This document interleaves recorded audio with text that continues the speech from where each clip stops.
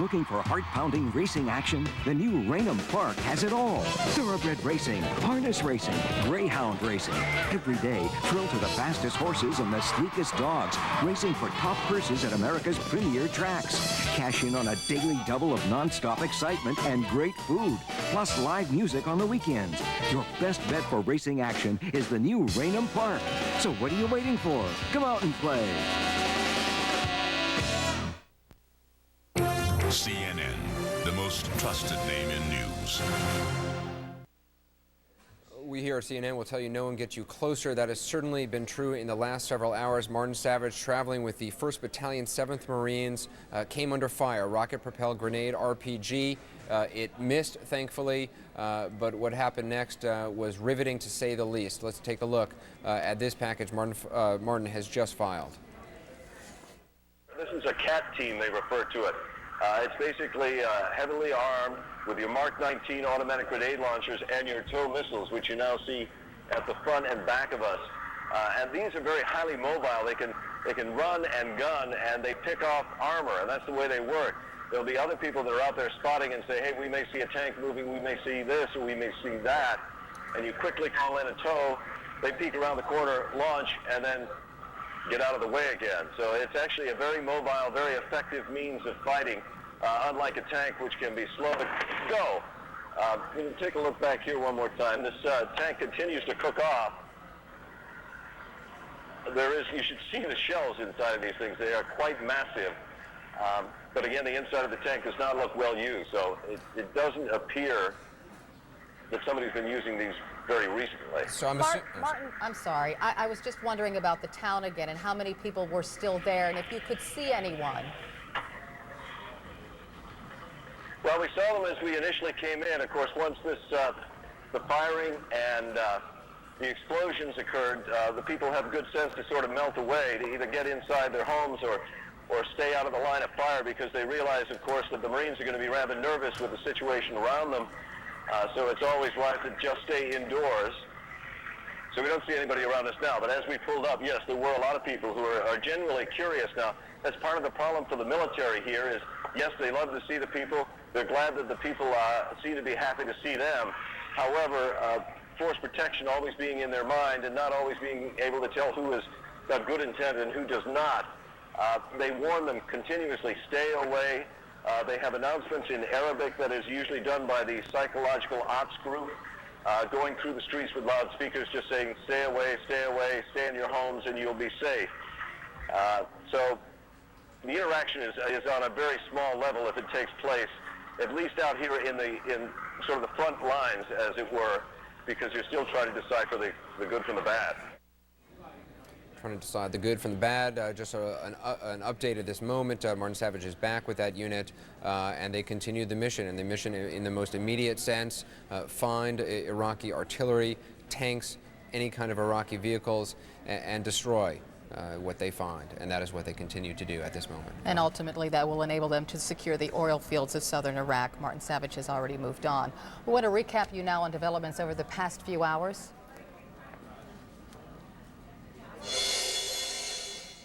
1:02 a.m. Eastern Time, where the two British Navy helicopters have collided in midair over the Persian Gulf. All 7 crew members, including 1 American, on the 2 Sea King choppers were killed. 1:17 a.m. CNN's Walter Rogers, embedded with the 3rd Squadron, 7th Cavalry, reports it is encountering pockets of resistance as it advances towards Baghdad and has exchanged fire with Iraqi troops. No injuries or damage reported on the U.S. side, and as we understand, that skirmish now over.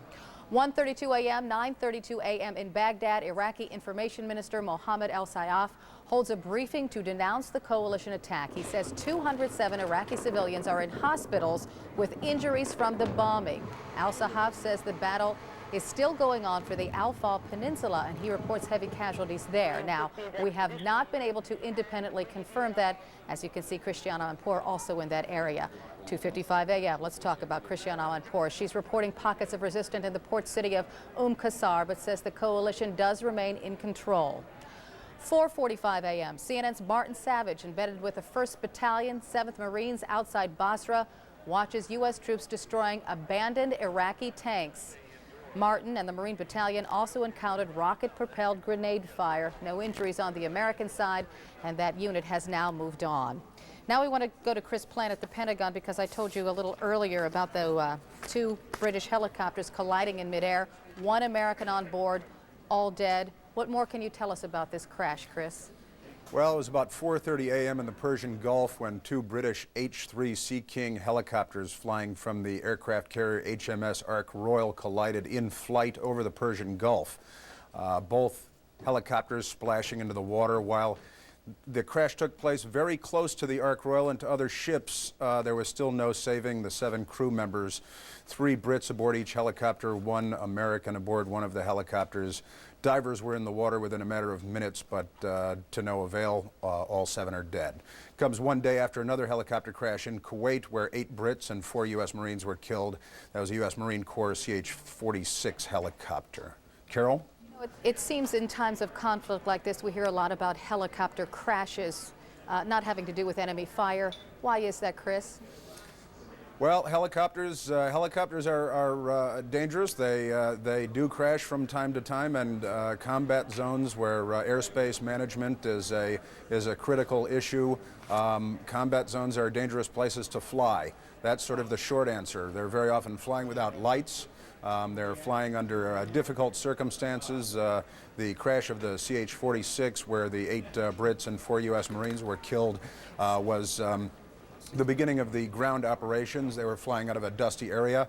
It's still not clear exactly what happened. It's under investigation, as today's crash is, but it's dangerous work. Certainly is. Chris Plant reporting live from the Pentagon. Again, 2 British helicopters crashed, 1 American dead, and 6 British crew members. When we come back, we're going to take a short break. We're going to take a look at the top stories at this hour when we come back. Also, we're going to have more with Martin Savage. There when Marines took fire and RPG fired at them. We're going to have more on that. You're seeing some of the video right there. That's a T-55 tank blowing up in the distance, an Iraqi tank. Also some new information on protests in the Arab world. There you see some video. We will be right back after the short break. Hi, I'm Bob. And I'm Charlie. We're neighbors. And our wives figured if we couldn't grow hair on our heads, we'd work on our lawns, and look what happened. This lawn is a work of art. I use Scott Premium Grass Seed. You put anything else on there, Bob, and you'd just be wasting your time. See how thick this is? There's no weeds in that grass right there. The inferior brands have weeds, but the seed that Scott has is the purest seed you can get. Healthy, lush, green. It comes up quick. You interrupted me. The lawn is only as good as the seed you start with. Fall is beautiful. That's right. Except in your yard.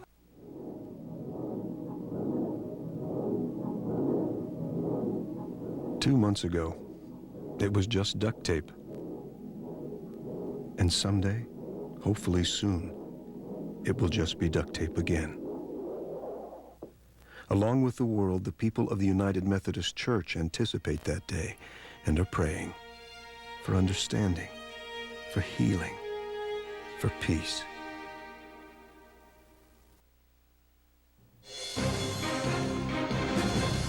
A lot happening at this hour. Let's get a look. U.S. Marines operating near Basra have been destroying about a dozen abandoned Iraqi tanks. Our Martin Savage is with those Marines. He tells us the Marines were blowing up the tanks when a rocket-propelled grenade was fired at them. That is not the grenade. That is one of the tanks blowing up. No one got hurt or hit with that RPG. U.S. military commanders say they believe they've wrapped up capturing the Iraqi port of Qusar. Still, small pockets of resistance are being attacked by U.S. helicopter gunships and by U.S. Marines going building to building. Several hundred Iraqi soldiers surrendered there. It is about mid-afternoon in Iraq, and the U.S. Army's 7th Cavalry has been stopped in south-central Iraq since early this morning by Iraqi troops that are ahead of them, a couple miles ahead of them, according to Walt Rogers. The Army has used 155mm artillery and also called in Air Force A-10 Warthogs to attack the formation. They have apparently done so successfully, according to Walter Rogers. The 7th Cav is the leading edge of a large division of U.S. forces consisting of about 8,000 armored vehicles moving toward Baghdad. Imagine that, 8,000 armored vehicles moving toward Baghdad. A wave of steel. 2 British Navy Sea King helicopters collided over the Persian Gulf early this morning. 6 British crew members, 1 American killed. The collision comes one day after a helicopter crash in Kuwait killed 8 British soldiers and 4 U.S. Marines. And here is the latest video of the Allied aerial bombardment of Baghdad, which is expected to continue for another 8 hours. One target hit in Baghdad, the Republican Guard Palace compound along the Tigris River. This is some of the destruction seen today. 2 other ceremonial palaces were struck, according to the Iraqi information minister, who says those 2 sites were not strategic targets. That, of course, according to the Iraqi information minister. Another potential problem developed this morning when 1,000 Turkish troops began crossing the border into Kurdish areas of northern Iraq. Now, U.S. officials fear there could be clashes between Turkish and Kurdish troops. They certainly do not want that. Just makes the situation all the more difficult. In Ankara, the Turkish government has now agreed to open 2 air corridors for U.S. planes to use for air attacks on Iraq.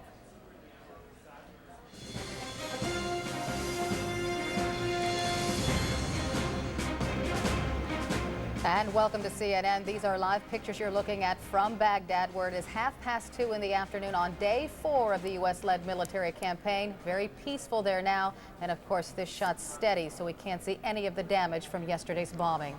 Peaceful in Baghdad, not the same situation elsewhere in Iraq, in northern Iraq and southeastern Iraq. Let's talk about southeastern Iraq. You're seeing pictures of Qasr right now, Cobra helicopters. The coalition forces are battling pockets of resistance in the port of Qasr at this hour, at this moment. Qasr is Iraq's only outlet to the Persian Gulf. Good morning, everyone, from the CNN Global Headquarters in Atlanta. I'm Anderson Cooper. And I'm Carol Costello, 6:35 Eastern Time. It is time to take a fast-forward look at some war-related events expected to happen later today. President Bush will monitor the war from Camp David this weekend. The Maryland retreat is fully equipped to keep the president informed and connected with all aspects of the military campaign. Anti-war protesters say they will stage a die-in, that's what they're calling it, a die-in, at a home near Taos, New Mexico. The house belongs to Defense Secretary Donald Rumsfeld. It's one of 6 homes he owns in northern New Mexico. And Sunday's Oscars ceremony is a go. For now, the Academy president says that could change if circumstances warrant.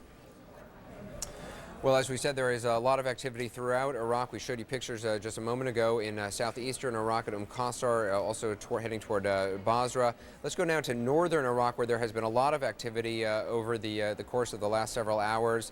As we just mentioned, about 1,000 Turkish troops believed to be entering some parts of northern Iraq, Kurdish territory. Also, word from yesterday that U.S. forces, whether it was cruise missiles, planes, we don't know yet, bombed Ansar al-Islam, the group that Secretary of State Colin Powell has linked to Al-Qaeda. For the latest on all of this, let's go to Kevin Seitz, where he has been since this conflict began in northern Iraq. Kevin? Hey, Anderson, I'm in Sham Chamal, which is midway between Sulaymaniyah and Kirkuk, and just a little sidebar here, and we'll get to those other issues. Some of the Peshmerga here are getting a little bit excited. We're very, very close to the Iraqi front lines here, just about 2 kilometers away. We've been watching movements of troops here, and they seem to think that there's movement. Some of these Iraqi troops coming a little too close to the border point area. They're worried maybe, possibly, there may be a defector here. We'll get back to you more on that later. The major issues at play here, though, the U.S. is, various sources say the U.S. Special Forces may actually use airstrips in northern Iraq, Kurdish airstrips, to launch operations from. They're getting very frustrated with the Turkish government, very frustrated. It took a long time to get flyover permission on those 2 air corridors that you talked about earlier. And they're also frustrated about the reports of Turkish troops entering Kurdistan. That creates quite a wild card political development here. The Kurds and the Turks are sworn enemies. Many of the Peshmerga say if the Turks come into Kurdistan that they'll fight them first. The U.S. really can't afford this right now. They want a unified Iraq after this war is over. They need Kurdish support, and right now it looks like Turkish troops here would provoke possibly a fight with the Kurdish fighters here, with the Peshmerga. It's something that the U.S. doesn't want to see happening right now. Initially, we had reports of 1,000 troops coming into Kurdistan. Now there are reports of possibly even more. Now on another flank, the border with Iran and Iraq, Ansar al-Islam that you also mentioned, that's the fundamentalist group, the mini Taliban, as some people have called them, that U.S. Secretary of State Colin Powell has linked the Ansar al-Islam with Saddam Hussein and saying that that is his al-Qaeda connection. That is the regime of Saddam Hussein's connection to the al-Qaeda is with Ansar al-Islam. Now, they're located in Kurdish territory, so that's an interesting. It was an interesting observation that he made. However, he does say Saddam Hussein does have a connection with that group, and the U.S. military must think so as well. They fired, apparently, according to our sources here, 30 cruise missiles at Ansar al-Islam locations along that border with Iran and Iraq. Now, those targets may have softened up a little bit, and PUK sources, Patriotic Union of Kurdistan sources, tell us they may now attack Ansar al-Islam either today or tomorrow. This is another area that they're quite worried about. Ansar al-Islam has harassed Kurdish fighters here. There's been pretty much sporadic fighting on a daily basis between the border with Ansar al-Islam and these Kurdish fighters. Kevin? And now it looks like there may be a Kurdish offensive on that front. All right, that is something we will do. We will definitely keep an eye on that. Come back to you later. Kevin Seitz in northern Iraq. Yeah, and right now we want to head live to Kuwait City to check in again with Bill Hemmer.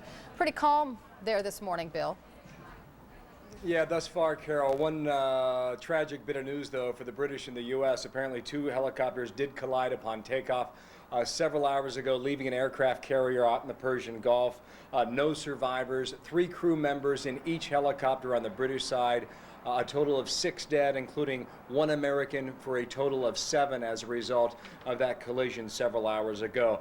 Listening to Kevin Seitz report in northern Iraq, it is an area of that country that we continue to monitor quite closely. Brent Sadler does as well. Let's check in with Brent right now with news at this hour that we have seen Brent now for about 3 days running, where the situation there has been somewhat of a stalemate. Are things changing now, Brent? Hello, good afternoon. Hi, Bill. Yeah, static situation here from what you can see, but I can give you some fresh details just in a few seconds ago, and it's additional information to the airstrikes against those 2 very important northern cities, Kirkuk and Mosul, we're hearing a lot about under Saddam Hussein's control. According to Kurdish military sources, US, or rather coalition aircraft hit in Mosul, an Iraqi army barracks, the headquarters of military intelligence, and one of Saddam Hussein's palace compounds in Mosul. As far as Kirkuk's concerned, an airbase was hit there. That's a huge airbase, the airbase in Kirkuk. I was there back in '91 when it was taken by the Kurdish Peshmerga fighters. I can tell you it's a huge airbase with many, many underground compartments, bunkers, ammunition stores, and so on and so forth. That was hit last night. Also, a munitions depot was hit, and the headquarters of military intelligence also in Kirkuk hit. Also, Kurdish military intelligence here on the ground, which is working, we do know that, very closely with US Special Forces. They are saying here that US Special Forces have been involved in that targeting of Ansar al-Islam in that overnight strike that Kevin Seitz was just talking about. Very close cooperation between Kurdish Special Forces and US Special Forces on the ground in that region, close to the Iranian border. Several hundred Ansar al-Islam, Islamic extremists in that area, and I understand from the Kurdistan Democratic Party, which controls this area, that their comrades, if you like, in the Patriotic Union of Kurdistan, the other political grouping which controls that area up to Halabja, which overlooks the Ansar al-Islam positions, that the PUK and US Special Forces are working together, and there may be some sort of planning for an attack against Ansar al-Islam.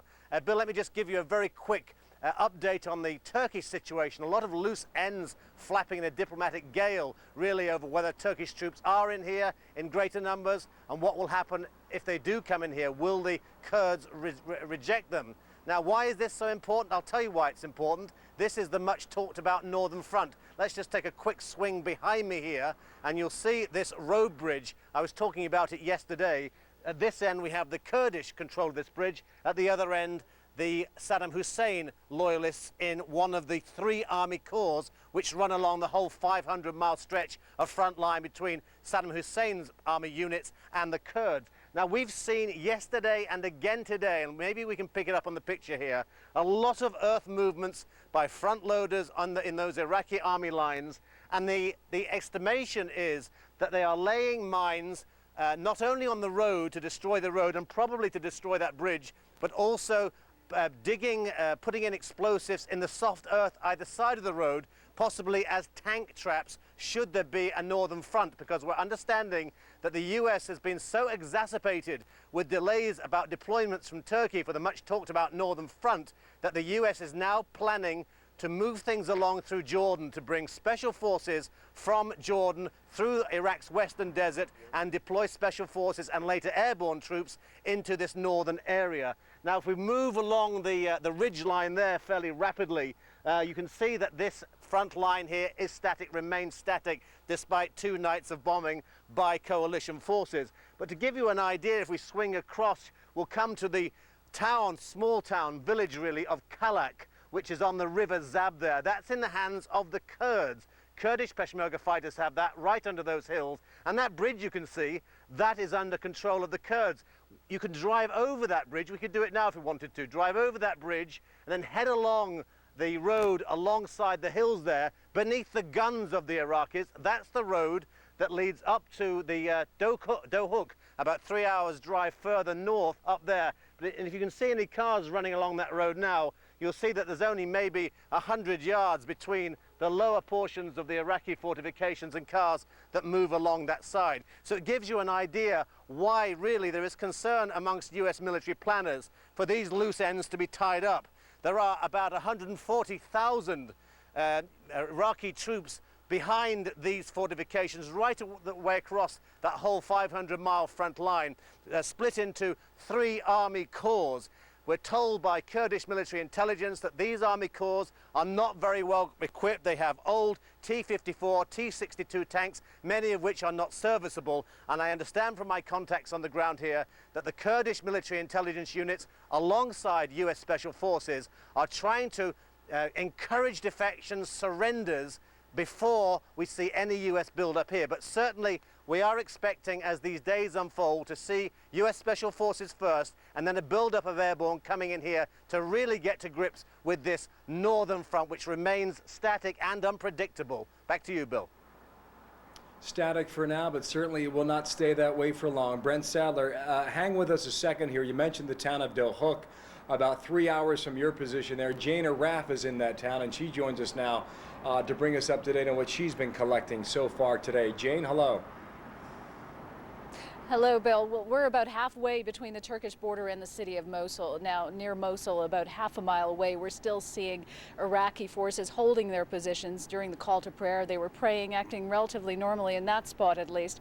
And at the Turkish border, about 40 kilometers, 25 miles from here, that small number of Turkish troops believed to have entered yesterday is keeping a low profile. In Ankara, Turkish military officials say there was no incursion. However, U.S. defense officials and British officials say there does appear to have been a small unit that has crossed. British officials saying as long as it's a small unit, they're not too worried. Kurdish officials are taking a similarly low-key position. If they had to make a fuss about it, they would actually have to do something. They have been warning for a long time that if Turkish troops came in, they would fight them. But so far this afternoon, it seems as if everyone is trying to calm down the situation caused by that small number of Turkish troops crossing into northern Iraq, into Kurdish territory. Bill?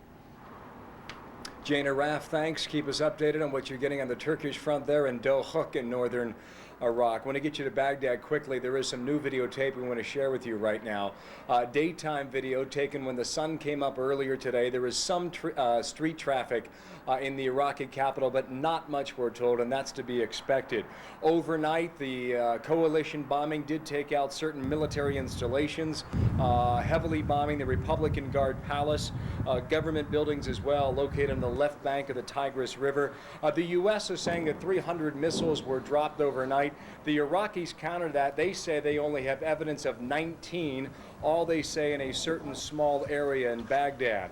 The information minister says as a result, 207 wounded last night, including women and children. They say they will take reporters to see this evidence at local hospitals. Thus far, we have not seen that report, though, in the form of videotape. Reuters is quoting an Iraqi health minister, also saying that 3 are dead as a result of the bombing last night and overnight. Let's gauge the reaction now quickly throughout the Arab world, something that is very critical right now as this campaign goes forward. Massive protests in a couple of different spots. Number one in Yemen, capital city of Sana'a.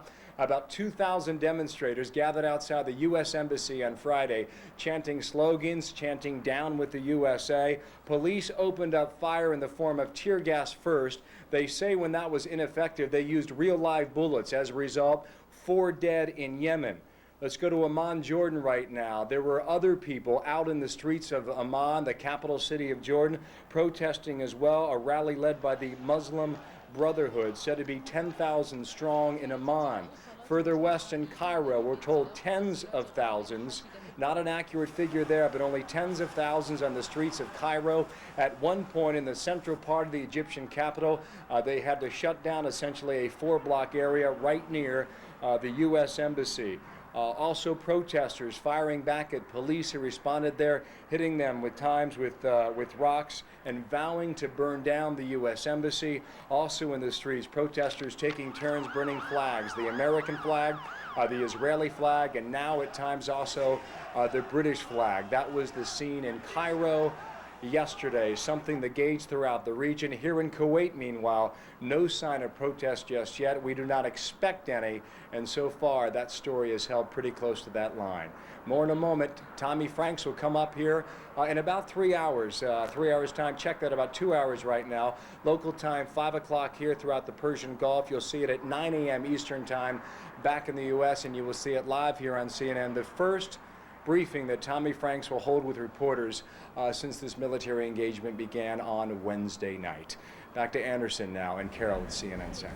All right, Bill Hemmer live from Kuwait City. Many thanks to you. I want to take it back to the battlefield now. Ryan Chilcote with the 101st Airborne Division. Ryan, in the past few days, they've been just sitting around waiting for something to happen. Have they moved out? Well, yes, they have moved out of Kuwait. In fact, we are now inside Iraq. 101st Airborne's 3rd Brigade is on the move in a ground convoy. That convoy is stopped right now. That's why I'm actually able to do this report.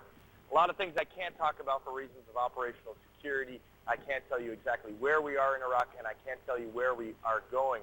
What I can tell you is that late last night we passed over the border from Kuwait in a ground convoy. I was actually sitting on the back of a trailer in basically in a golf cart. The military calls them gators, but they're basically militarized or ruggedized golf carts that was parked on the back of this trailer, faced backwards. A lot of soldiers taking an opportunity to get their picture taken as they went over the border. No enemy contact in this area whatsoever. In fact, lots of friendly contact. As the convoy was moving, lots of Iraqis came out to wave to the convoy, to the soldiers as they passed by. Pretty friendly scene. A lot of kids alongside the road. Some soldiers passing out MREs, meals ready to eat, to those kids, and they had them tucked under their arm. Everybody very happy. A very, very friendly scene here. We did see a little bit of broken down vehicles on the way. In fact, I saw one piece of U.S. military hardware that is actually, it's like a support unit that basically unfolds into a bridge, and on the side it had it was written caffeine maker. It was broken down on the side of the road. We did see some T-55, Soviet-made T-55 Iraqi tanks off in the distance. Difficult, however, to tell whether those are relics from the first Gulf War or whether those are have something to do with what's going on here now. Back to you. Right, I wanted to ask you more about this because we always got the impression that the Iraqi people outside of Baghdad really didn't know what was happening with the U.S. military, but evidently they do now. Well, anywhere, not sure if I entirely heard your question, but if the question was, do they know what the military is doing, certainly in the part of Iraq where I am now, the soldiers are getting a warm welcome. I have to say this is a pretty desolate area. It's not as if there are a lot of people standing outside here. It's a little bit like being on the moon, actually, but we did pass through one populated area, and there were quite a few people standing out alongside the road, either waving or just simply watching the U.S. Troops as they passed by. Like I said, a lot of kids out there. I noticed a lot of them holding on to these MREs, the meals ready to eat, that had been tossed to them by soldiers as they passed through. All right, Ryan Chilcote reporting live from somewhere inside Iraq with the 101st Airborne Division. And as we have been bringing you the last several hours, Martin Savage, who is traveling with the 1st Battalion, 7th Marines, came under fire several hours ago. A rocket-propelled grenade fired at the unit he was traveling with, came very close to him as well. No reports of any injuries, though. The RPG hit a nearby building in a town. This was all part of a mission to blow up T-55 tanks and other Iraqi artillery and equipment that is just basically lying around in this area outside Basra where he is. Let's take a look back at some of what it was like. Martin Savage with the 1st Battalion, 7th Marines. This is a CAT team, they refer to it. It's basically heavily armed with your Mark 19 automatic grenade launchers and your TOW missiles, which you now see at the front and back of us. And these are very highly mobile. They can run and gun, and they pick off armor, and that's the way they work. There'll be other people that are out there spotting and say, hey, we may see a tank moving, we may see this, or we may see that. And you quickly call in a TOW, they peek around the corner, launch, and then get out of the way again. So it's actually a very mobile, very effective means of fighting, unlike a tank, which can be slow to go. Can you take a look back here one more time? This tank continues to cook off. You should see the shells inside of these things. They are quite massive. But again, the inside of the tank does not look well used, so it doesn't appear that somebody's been using these very recently. So Martin, I'm sorry. I was just wondering about the town again and how many people were still there and if you could see anyone. Well, we saw them as we initially came in. Of course, once the firing and the explosions occurred, the people have good sense to sort of melt away, to either get inside their homes or stay out of the line of fire, because they realize, of course, that the Marines are going to be rather nervous with the situation around them. So it's always wise to just stay indoors. So we don't see anybody around us now. But as we pulled up, yes, there were a lot of people who are genuinely curious now. That's part of the problem for the military here is, yes, they love to see the people. They're glad that the people seem to be happy to see them. However, force protection always being in their mind and not always being able to tell who has got good intent and who does not. They warn them continuously, stay away. They have announcements in Arabic that is usually done by the psychological ops group, going through the streets with loudspeakers just saying, stay away, stay in your homes and you'll be safe. So the interaction is on a very small level if it takes place, at least out here in sort of the front lines, as it were, because you're still trying to decipher the good from the bad. And of course, that's Martin Savage with the Marines just outside of Basra. Those troops have moved on for right now, and we understand no American casualties, at least none we know of as of yet. Want to get some military expertise here, though. For that, we turn to our military desk and CNN's Renee San Miguel. Renee is with General Shepard. Good morning, Renee. Good morning, Carol. We have a lot to cover with a lot of activity going on all around the country of Iraq this morning. General Don Shepard does join us. Let's start with Baghdad. Just a few more hours until it gets dark, possibly the second night of the Shock and Awe campaign. We're going to run some video courtesy of EarthViewer.com and Digital Globe. Tell us what we can expect. Some of the same targets getting hit again? Yeah, you're going to have bomb damage assessment going on in the daylight hours to see what needs to be hit again, Renee. Also, there are many other targets in this confined complex on the west bank of the Tigris River. And this is a military complex, a governmental complex. You got Air Defense Operations Center. You got other palaces. The palaces basically have blue tops on them, if you will. You got the Republican Palace. You got Ba'ath Party headquarters. You got the Special Republican Guard headquarters. So I suspect we will see more strikes in this confined area. And the reason you would want to come back and hit something like this again, which is the Republican Guard or the Republican Palace, there are Republican Guard headquarters, is because of the bunkers that may be way deep underneath. Indeed, there are specific aim points, and you may or may not have hit them on the first strike. You'll have to assess that and come back. Okay. Of note also, there are 3 bridges connecting east to west across the Tigris River, east to west Baghdad. They have not been hit, and again, an example that the U.S. military is not trying to destroy infrastructure. Okay, let's come on back now to the map here. We want to show folks our table map here and show folks what's going on with some of the ground troops, the ground campaign. The 3rd Infantry, 7th Cavalry. the importance there, Walter Rogers has talked about they were moving very fast yesterday, and now they are stalled. The importance of them being able to continue that advance. Yeah, the third of the 7th is the lead element of the 3rd Infantry Division coming north out of Kuwait, swinging up toward Baghdad across the hard surface of the western Iraqi desert. Now, the 3rd of the 7th, that's the 3rd Squadron, 7th Cavalry Regiment, Custer's old regiment, as a matter of fact, led by a young American captain, probably 27, 28 years old. He's the lead of America in Iraq right now. Amazing the responsibility we put on young captains. Now, when you say they are stalled, what happens is when you come across some of these villages, you'll take some fire out of that. You have to stop and decide, are you going to bypass that village, or are you going to go clean it out? Are you going to find out who shot at you? Are you going to blow up tanks en route?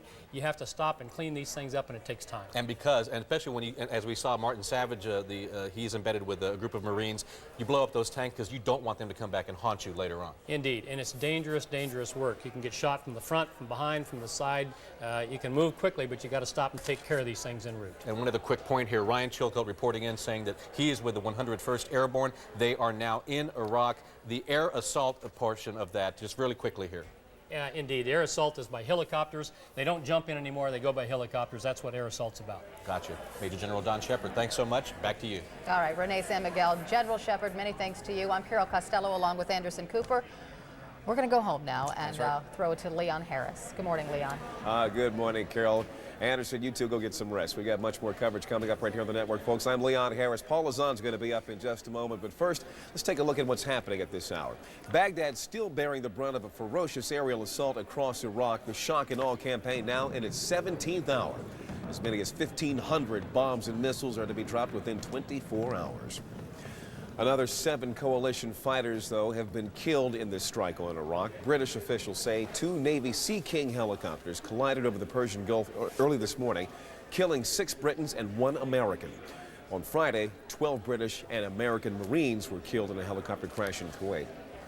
U.S. Marines advancing towards Basra are facing some resistance. The Marines were destroying abandoned Iraqi tanks and vehicles when they came under some sporadic fire by Iraqi forces.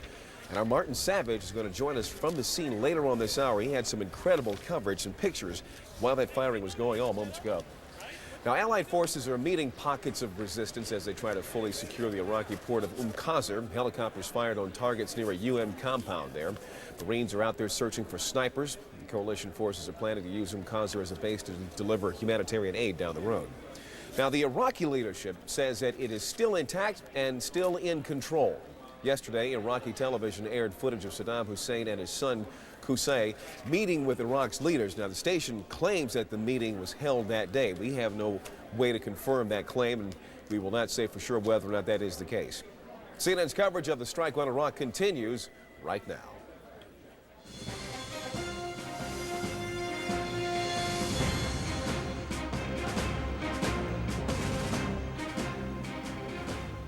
Good morning, I'm Paula Zahn. In the air, on the ground, coalition forces press forward in Iraq.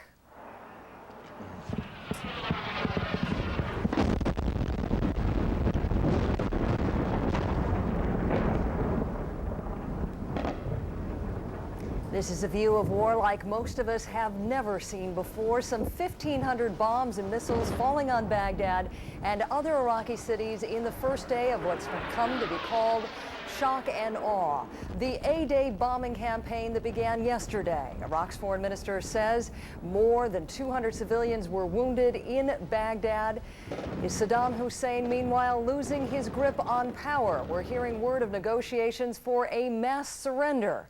And once again, Bill Hemmer joins us from Kuwait City. Good morning, Bill. Paula, good morning. Welcome to yet another day. Let's check the latest developments in and around the Persian Gulf area. To the north of us, inside of Iraq, significant action today around Iraq's second largest city. That's the town of Basra, population about 400,000. Reports there of a tank battle west of the city. Also today, British Defense Secretary Geoffrey Hoon says regular Iraqi troops now are leaving the city. There are reports again today, a possible deal might be in the works to get Iraqi soldiers in and around the area of Basra to surrender, but when we get more on that, we'll give it to you. Meanwhile, CNN's Walter Rogers, embedded with the 3rd Squadron, 7th Cavalry, reports that that column has stopped now more than 100 miles into Iraq. This while artillery and airstrikes were called in to deal with what he says is a stubborn Iraqi detachment that fired back at them. CNN State Department correspondent Andrea Koppel now reporting that Iraqi expats now acting as go-betweens in negotiations between some senior commanders of the Iraqi Republican Guard and also CIA operatives. Ultimately, the objective here is to achieve an Iraqi surrender. All that happening again today. Thanks so much, Bill. A lot to take in. We have our eyes and ears of all parts of Iraq. Here is a big picture of the war as it stands right now. We've been waiting to hear from the U.S. commander in charge of coalition forces. Today we will. General Tommy Franks will give his first news briefing this morning at 9 Eastern. We'll cover it live. And we'll be hearing from our embedded reporters positioned with military units. Martin Savage is seeing sporadic fighting as Marines run through southern Iraq. Walt Rogers is with the Army's 3/7th advancing on Baghdad. Christiane Amanpour is in Kuwait after going to the scene of the fighting there yesterday. Now, U.S. Marines this morning came under fire outside of Basra, Iraq. They were destroying disabled Iraqi tanks when a rocket-propelled grenade forced them to take cover. Our Martin Savage was there when it happened. Here is part of his report that aired live just about an hour or so ago. Those are secondary blasts coming.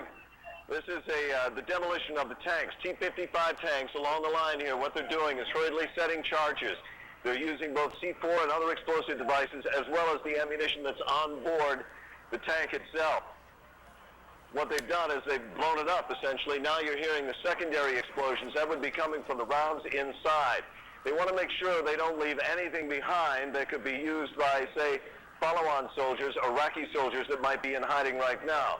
The moment they find armor, the moment they find any tanks, they're blowing it up. And that's exactly what is taking place in the background here. There's another one that's going to be going very shortly. Go ahead. Martin, do you know how many tanks are in the distance and if they're manned? No, these tanks this morning were found to be abandoned. They did find in the area about 13 people that they now call ETOWs. They believe that these tanks were abandoned after the heavy force of military came into this region. I'm going to keep looking over my shoulder because there is a lot going on in this situation right now. Martin, can your cameraman... They're moving up. This is a Mark 19. See this? This is a Mark 19 grenade launcher. They're keeping a track. Obviously, it's something around the corner. Smudge, if you come over here, you can see that Marines are taking shelter by the earthen berm. That's our other cameraman, Scott McQuinney, out there. They're clearly not feeling all that secure at this particular moment. Again, those are just secondary explosions. That wasn't. We're not sure exactly what's going on now. We're getting ready to possibly move and move in a hurry. It may have been what they call an HE-4. An HE-4 is a rocket launcher. It's fired off the shoulder. What they're trying to do is, again, demolish this stuff as quickly as possible. So I think we're going to get ready to move here because we're not feeling all that secure. So we'll get back to you. Okay, Martin, you stay safe and put on that helmet. And we're going to try to establish contact with Martin Savage. We hope to have him on the air this morning. One of the other things he reported during the night is the challenge of trying to discern Iraqi soldiers from the crowds of villagers who have been waving to them. The townspeople generally curious. That is a huge problem for the Marines. They don't know who the enemy is. They have loudspeakers blasting messages in Arabic telling these people to stay away. It is a huge challenge, Bill, trying to decipher the bad guys from the more, what would you call them, tame villagers. And the other problem, Bill, of course, which as you've reported, in a number of cases, the Iraqi soldiers have civilian clothes over their Iraqi soldiers' uniforms. Yeah, moving through southern Iraq, very precarious now, Paula. I can tell you that Marty and his crew have moved away from that village. Last check about an hour ago. Indeed, they were okay. Meanwhile, southeastern Iraq, Christiane Amanpour is going to join us in a moment there for the latest on what's happening in that area known as the Faw Peninsula in the town of Qasr. Before we get to that, though, late last night, CNN's Ryan Chilcote, embedded with the 101st Airborne Division, called in, letting us know that he had moved into southern Iraq. And earlier today, the 101st on the move yet again. Here's Ryan by way of video phone to update us now on his status at this point. Ryan, hello. Hey, Chandra, just FYI, I'm not hearing programming. I am hearing the control room. All right, Ryan Chilcote, embedded with the 101st Airborne Division. Ryan, we're on the air. I don't know if you can hear me right now, but if you can, go ahead. What's the latest there from your position?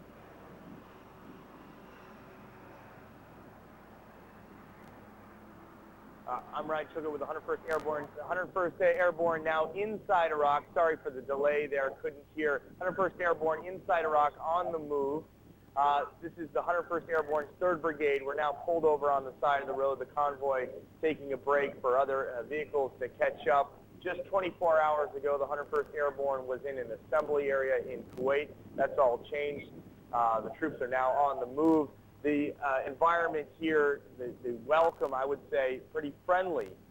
No enemy contact, pretty desolate area, but some interaction with the local population, with Iraqis. We happened to pass by one small town. A lot of Iraqis had come out and were waving to the troops as they passed by, or at least watching the troops as they passed by. A lot of young children also watching, also holding on to MREs that the soldiers had tossed to them. MREs are meals ready to eat. That's what the soldiers eat when they're out in the field, and I guess they pass them on to the children as a token of just a goodwill token to them. Now, I do not have an ability to hear you, so I'll have to say goodbye at that, but the 101st Airborne is on the move. Chilcote, 101st, now moving into Iraq. Ryan, thanks for that. Back here in Kuwait, Paula, the news breaking several hours ago in the waters above the Persian Gulf. 2 British helicopters collided earlier today. As a result, 6 Brits dead in the water, and 1 American died as a result, 7 total as a result of that collision. More in a moment, Paula. Thanks so much, Bill. Military commanders say they've wrapped up capturing the Iraqi port town of Usr Qasr. Let's join Christian Amanpour, who is along with British forces in that northern part of Kuwait. Christian, what's the latest? Paula, we just came back from Qasr and we saw there that the port, the new port, the main port that they want to have is secured now, and it's full of US Marines and some British forces. This was an interesting operation because it was US Marines, specifically the 15th Marine Expeditionary Unit, under the command of the British Royal Marines known as 3 Commando. In any event, they got that port and they got it intact. In other words, there's no damage, so they can use it just as soon as there is humanitarian aid to bring in. However, there are also still some disturbances north of that port. There are still pockets of resistance. The colonel in charge of the Marine Division here, the Marine unit, told us that it wasn't massively serious, and they thought that they would have it out by the end of the day, but it is going slower than they had expected. I think so far it's gone quite well. I mean, we did meet some resistance, and for the most part the plan that we had, we executed pretty much without any major changes, but it's probably not going as quick perhaps as we had thought. So they say they've met resistance.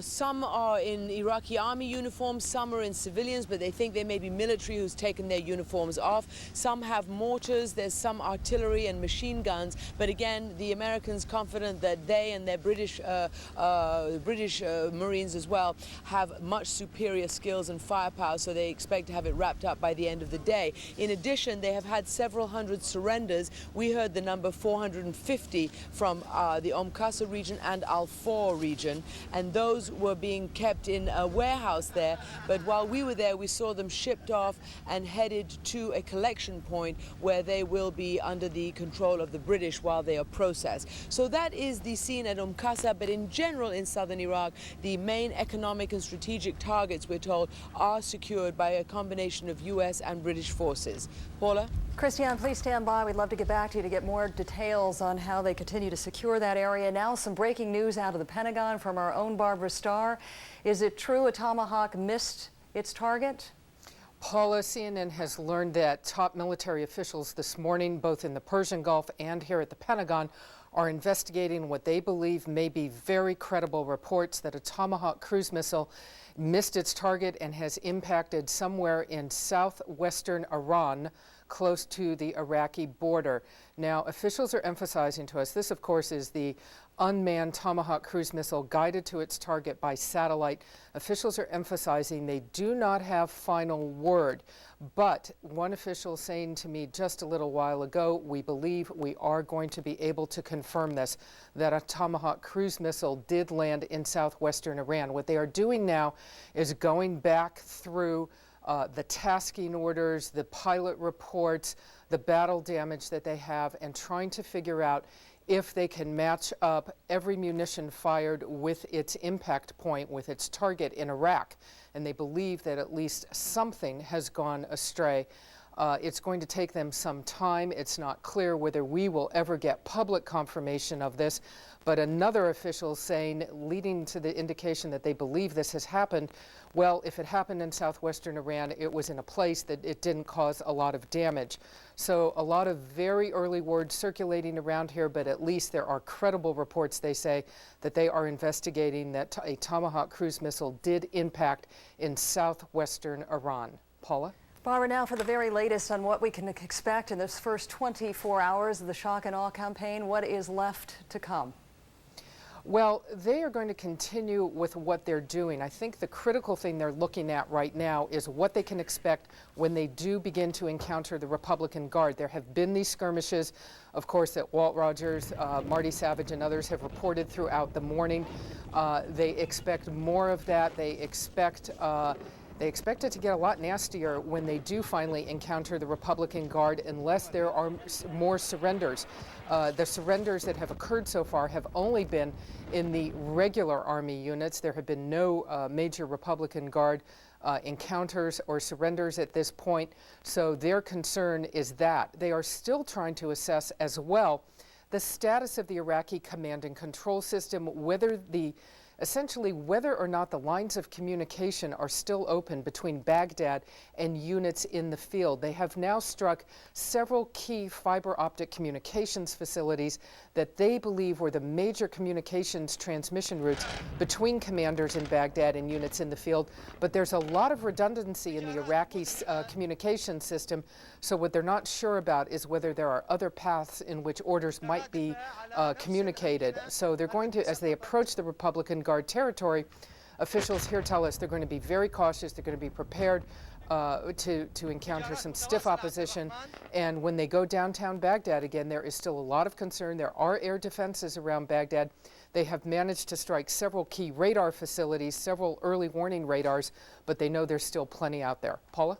Thanks so much, Barbara. We do need to point out that the video you just saw, of course, was during the airstrikes yesterday. They came at about 1 p.m. Eastern Time, the beginning of what is expected to be some 1,500 precision-guided bombs and missiles raining on not only Baghdad, but other cities in Iraq as well. Now we're going to go to the White House to get the very latest and what a lot of people find intriguing this morning, Suzanne Malveaux, and that is the ongoing negotiations between U.S. military officials, Iraqi defectors, and leading members of the Iraqi military command.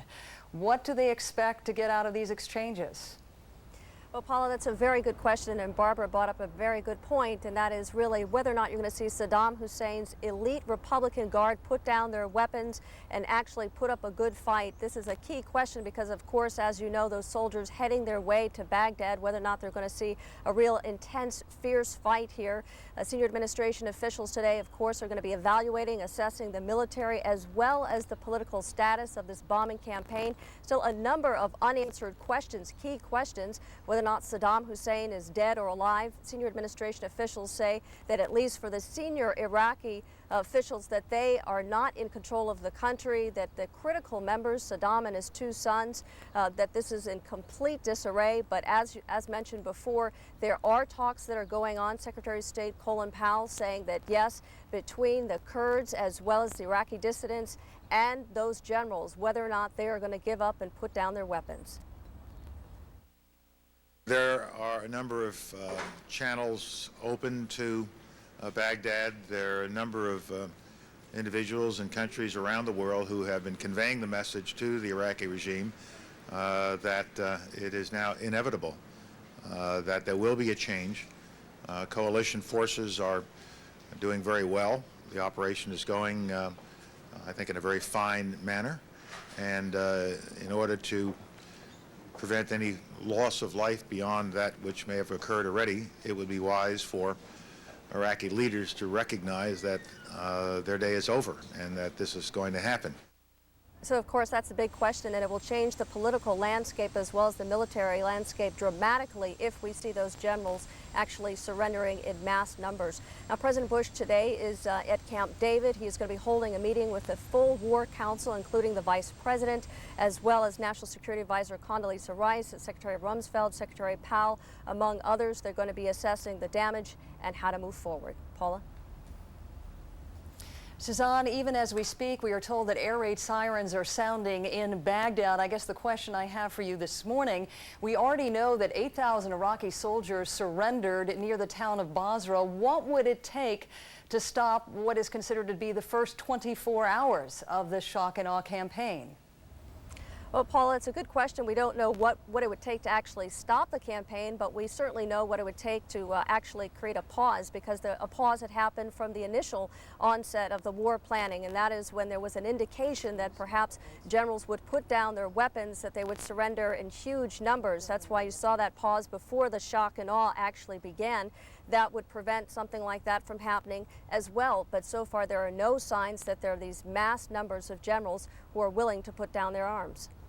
Suzanne, we continue to look at the live picture from Baghdad. We know the air raid sirens have sounded. We can't tell you what that smoke in the distance, where exactly it is coming from. As soon as we can get to some clarification, we will let you know. It should come as no surprise, though, to our audience that this strike will continue. We were told by the Pentagon that the first part of the shock and awe campaign would last about 24 hours. It would include some 2,000 sorties, and some 1,500 bombs or missiles would rain not only on Baghdad, but in the towns of Kirkuk and Mosul as well, which we saw get struck yesterday. We're going to go to Bill right now in Kuwait City as we try to get you more information about what we're looking at right now on that screen out of Baghdad. Bill? Yeah, Paulo, as we watch this on our live picture here in Kuwait City last night, absolutely thunderous as the beginning of that campaign began. There was a 7-minute stretch that captivated everyone just to watch and to listen, especially to hear the sounds of the bombs hitting central Baghdad. We're going to hear from Tommy Franks, head of Central Command in Qatar, for the first time since this campaign began, 9 o'clock your time back in New York. We'll have that live for you, and certainly a lot of questions right now about the past 3.5 days and what's happening or going to happen in the next 24 to 48 hours. Major General Don Shepard says watching this on TV is essentially giving us a straw and looking at central Baghdad through the eye of a straw. Clearly, it is difficult to get the big picture there, but for more on this, let's head to CNN Senator Renee San Miguel, who is watching things there with the general and has more now for us. Renee, hello. Good morning. Good morning to you, Bill, and a lot to talk about over the last just 12 hours of the ground war. But to get a reaction on some of these recent developments that have just been reported here over the last 5 minutes, we are joined by CNN military analyst, retired Major General Don Shepard. General, the idea of a Tomahawk missile going off course here, these are amazing examples of military technology, but they do malfunction. What would cause something like that? Well, there's one rule of military operations, Renee, and that is that whatever can go wrong will, and go wrong at the worst possible time. There's one country over there you don't want to hit, and it's Iran. So naturally, we've reportedly had an impact in Iran now. We've had this happen before. Many years ago, we had missiles released on a Turkish boat in the Mediterranean, causing a big political problem for us. During the Kosovo campaign, we impacted the Chinese embassy, the one building in all of Belgrade that you sure did not want to hit. It happened. So these things happen. Sometimes they're human error, sometimes they're malfunction. Hopefully this did not injure anyone. We can apologize to Iran and get on. Again, we understand it did go down. We were investigating whether it went down in southwestern Iran. And as we see the video right now from Baghdad, air raid sirens sounding, some smoke there. The idea that this would be an around-the-clock bombing campaign, not just having to wait for nighttime, but could do this in daytime, the strategy behind that? Well, basically, you want to keep pressure on the military wherever it is and the leadership wherever it is, so you have to do that around the clock. Now, the reason for using the night over Baghdad is you can use stealth airplanes and not be seen at night until you get the air defenses down. Then you can employ all types of airplanes, even during the daytime. In the other areas of Iraq that are not heavily defended, these strikes are going to go on by all types of non-stealthy airplanes. So you use the entire clock, and you be very careful about air defenses. The idea maybe that this is also an indication that maybe the air defenses around Baghdad, the Iraqi air defenses, have been degraded enough that maybe you could use not just cruise missiles but also aircraft to launch those missiles? Yeah, but I think it's too early to say that there have been severe degradation. I've watched the AAA fire, the anti-aircraft fire around there, and it would be very dangerous during the daytime to bring non-stealthy airplanes into that environment, because you could have both the missiles that are left and the anti-aircraft fire that could see the airplanes during the day. You can even see the Tomahawk missiles and shoot those down during the daytime. So there's some more night work to be done in Baghdad. I remember from the '91 campaign there was shots of cruise missiles flying over Baghdad, video catching those in the daylight. I don't know if we're going to be able to go to our map, but we want to show on our map table right now here some of the events that have been going on, especially in the south. We've seen the video, the compelling video from Martin Savage with the Marines destroying some of the tanks there near Basra. The idea here is to make sure that those do not come back and haunt you later on.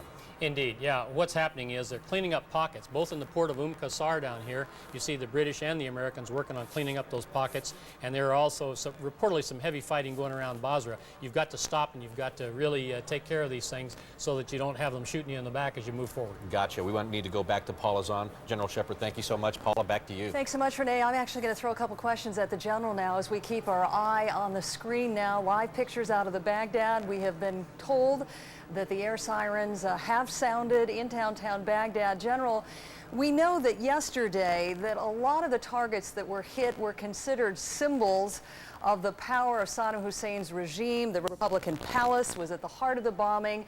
Some buildings, we are told, so secret that the Iraqis don't even know or didn't even know they existed. In addition to that, the Peace Palace and the Flowers Palaces hit, the Iraqi information minister saying they were turned into ruins. My question to you,